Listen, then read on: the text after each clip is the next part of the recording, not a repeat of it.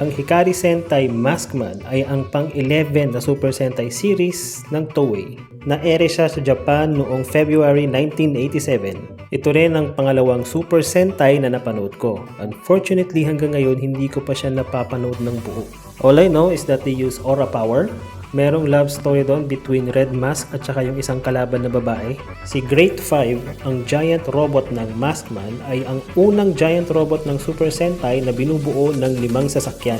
Ang Maskman din ang may pangalawang 6th prototype member, si X1 Mask. And of course, I think I speak for all batang 90s and 80s.